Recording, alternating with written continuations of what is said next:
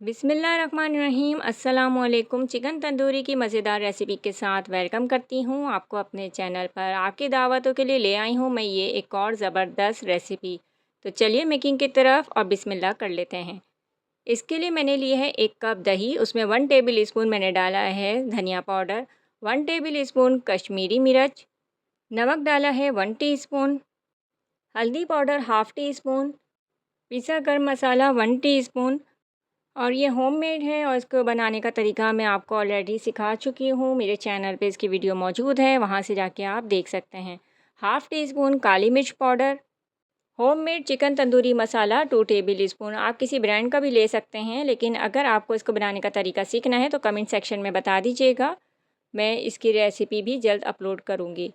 साथ ही 1 table spoon ज़ीरा powder जाएगा, जिसको पहले मैंने भून के और उसको फिर मैंने पीस लिया था। लहसुन अदरक का पेस्ट 1 टेबल स्पून हम डाल के बहुत अच्छे तरीके से मसाले को दही के साथ मिक्स कर लेंगे।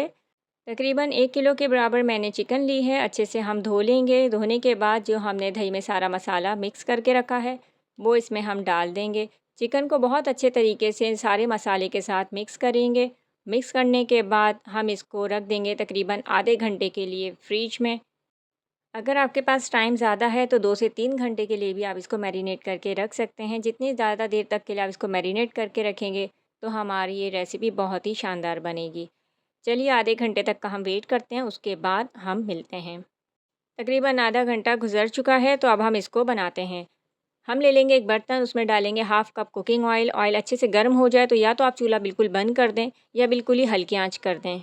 4 से 5 लहसुन के जवे लेके 5 से 6 टेबल स्पून पानी के साथ उसको मोटा-मोटा सा कूट लेंगे और फिर हम वो इसमें डाल देंगे। हल्का सा इसको भूनेंगे कि इसके कच्चेपन की स्मेल थोड़ी-सी दूर हो। गरम तेल में लहसुन जल जाएगा, इसलिए या तो आप चूल्हा बंद कीजिएगा या हल्का कीजिएगा और लहसुन डालने के बाद आप चूल्हे को ऑन कीजिएगा।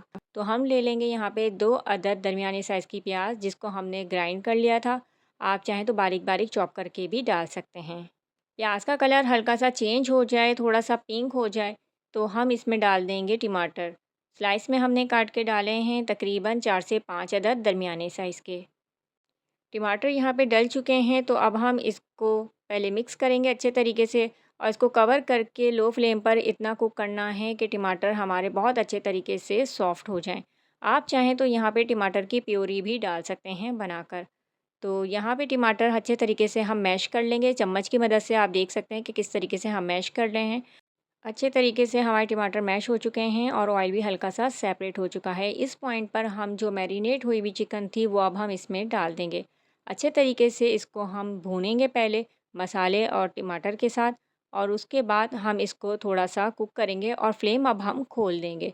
पहले आपने इसको मीडियम फ्लेम पे कुक करना है और उसके बाद थोड़ी सी आंच को खोल देना है। दही का पानी थोड़ा सा खुश्क हुआ है, तो हमने 2 टेबल स्पून के बराबर कसूरी मेथी इसमें डाली है और उसको अब हम कवर कर देंगे। और आप देखें कि जब चिकन बहुत अच्छे तरीके से भून चुका है तो इस पॉइंट पर हम डालेंगे पानी।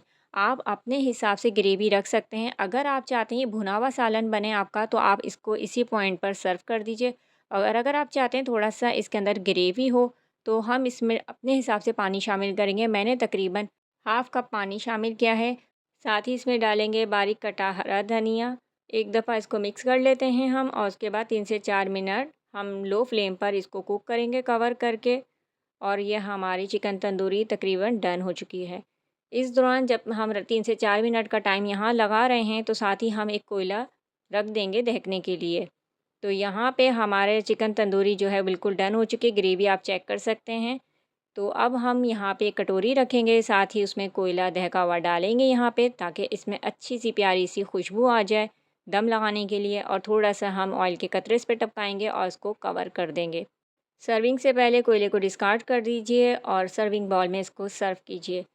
जायका और खुशबू इतनी लाजवाब है कि पूरे मोहल्ले में इसकी खुशबू फैल जाए और खाने वाले दाद दिए बगैर ना रह सकें। ये थी मेरी आज की जायकेदार रेसिपी चिकन तंदूरी। उम्मीद करती हूँ आपको ज़रूर पसंद आएगी। ट्राई करिएगा इस वीकेंड पे इस रेसिपी को ज़रूर, और अपनी दावतों में इस रेसिपी को ज़रूर शामिल कीजिएगा। नेक्स्ट वीडियो तक के लिए इजाज़त दीजिए। अल्लाह हाफ़िज़।